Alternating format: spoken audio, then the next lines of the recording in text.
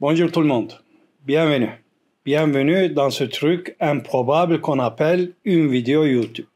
Alors aujourd'hui on va parler d'un truc, un truc qui fait flipper même Stephen Hawking. Accrochez-vous, on va parler les effets de la bouffe et du canapé sur la fabrication des gosses.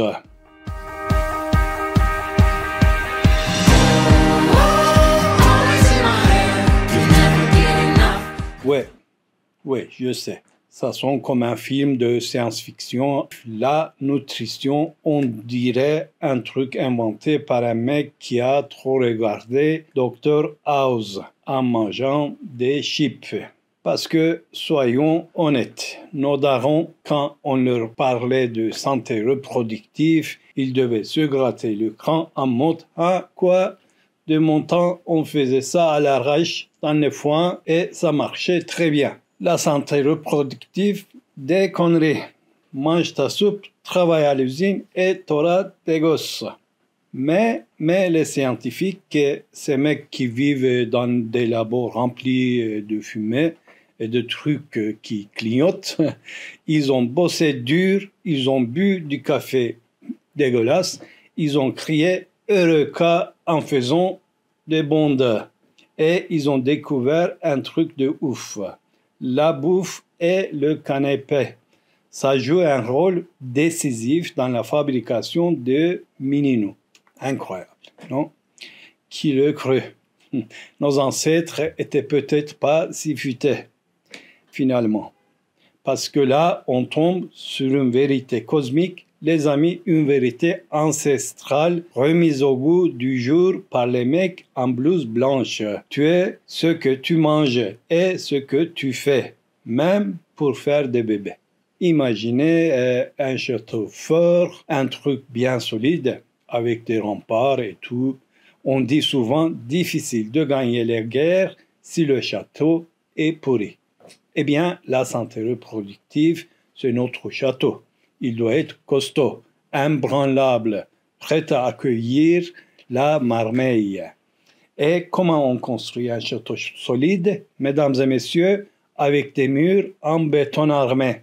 Dans notre cas, les murs, ce sont nos organes reproducteurs en bon état. Et là, les études récentes, elles nous relèvent un truc de fou.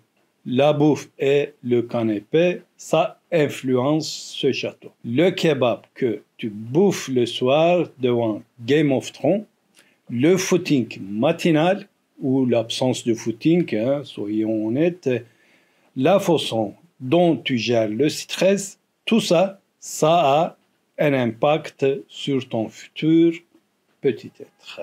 Dans cette vidéo, on va décortiquer ensemble les effets du McDo et du canapé sur cette fameuse santé reproductive.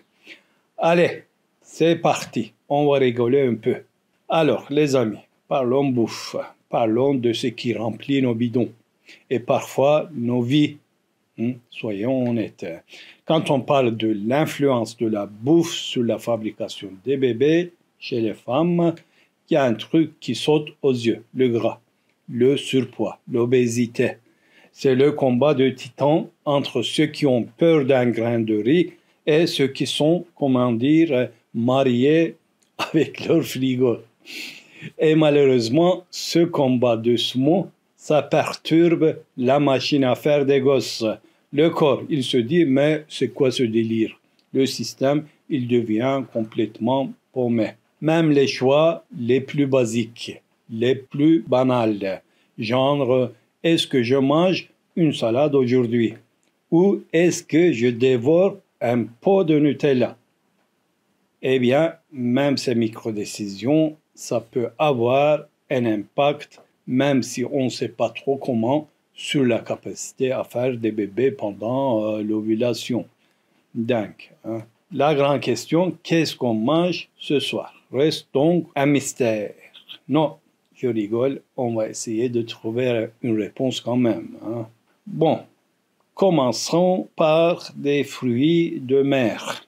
Là, on parle mercure. Là, le mercure, vous savez, ce truc argenté dans les thermomètres. Oui, c'est lui-là. Eh bien, quand on mange trop de poissons, le mercure, il s'entasse dans le corps, il se dit, tiens, c'est sympa, je reste. Et ce phénomène, c'est lié au fait de ne pas pouvoir faire de bébé. Pas cool le mercure, hein? Alors, attention aux poissons comme l'espadon, le thon rouge. Ceux-là, ils ont blindé de mercure. Faut pas trop en abuser. En général, les petits poissons, ceux qui vivent pas longtemps, les poissons d'élevage, ouais, ceux qu'on critique tout le temps, mais là, ils nous sauvent la misère.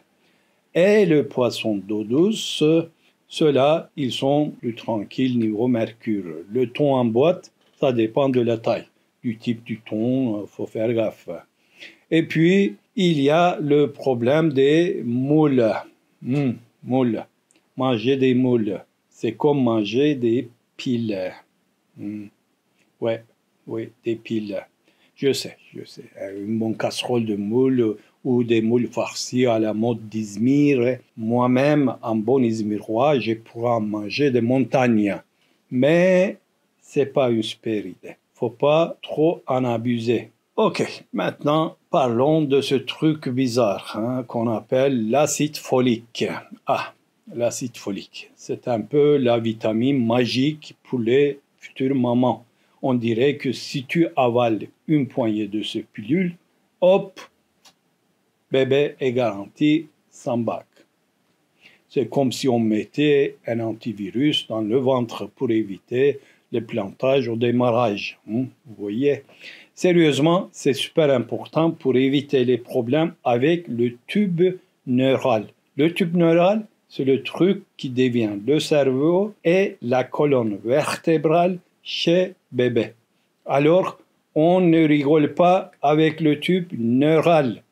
L'acide folique, c'est le garde du corps du tube neural. Ensuite, je vais vous parler d'une étude des infirmières. Ce que s'appelle l'étude Nurse Health Study 2. Ça sonne comme un truc de la NASA. Les infirmières, c'est les pros de la santé. Alors, quand elles font une étude, on écoute attentivement. Cette étude, elle propose un régime fertilité. Un régime, en coréen, décidément, on est toujours en train de nous dire quoi bouffer et quoi éviter. C'est du genre, mangez ça, ne mangez pas ça. Faites la danse de la fertilité en tournant autour d'un chou-fleur.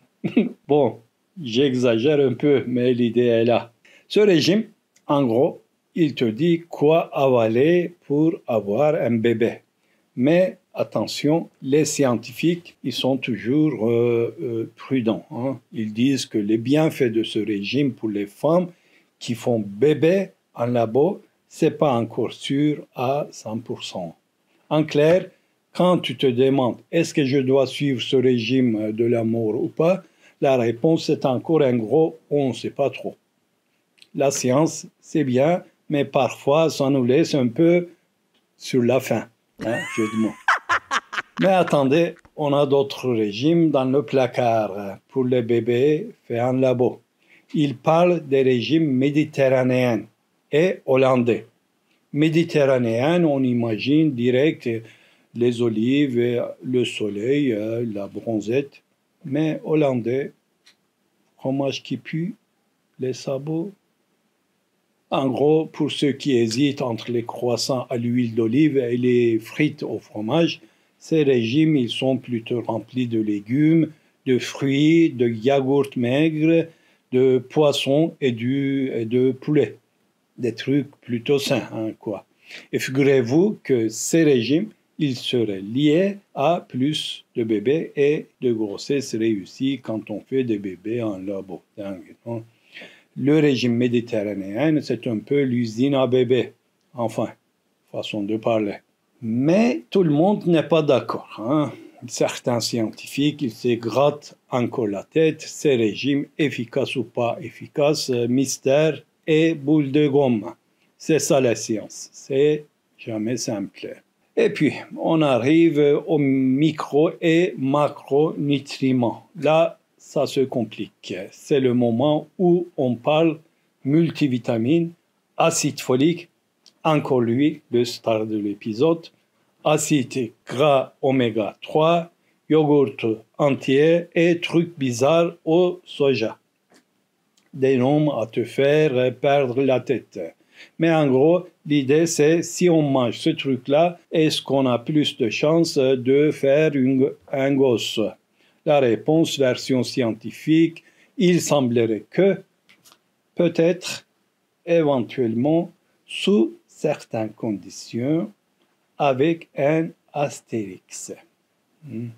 Non, sérieusement, ça pourrait aider. Mais il y a un piège, oui, toujours. Les graisses trans et les trucs trop sucrés. Ça pourrait rendre les choses plus galères. Alors, après toutes ces études, tous ces régimes farfelus, tous ces nutriments bizarres, si vous me demandez, est-ce que tout ça, ça augmente nos chances de faire bébé naturellement? Eh bien, on n'a pas preuve solide. Bam, la douche froide. En conclusion, quand on parle bouffe et fabrication de bébés, la réponse à la question quoi manger, quoi éviter, c'est que chaque corps est différent et le mieux, c'est de demander conseil à un pro. Parce que sinon, on ne va plus profiter de la bouffe. On va passer notre temps à se demander, j'ai mangé ça, qu'est-ce que ça va se passer maintenant?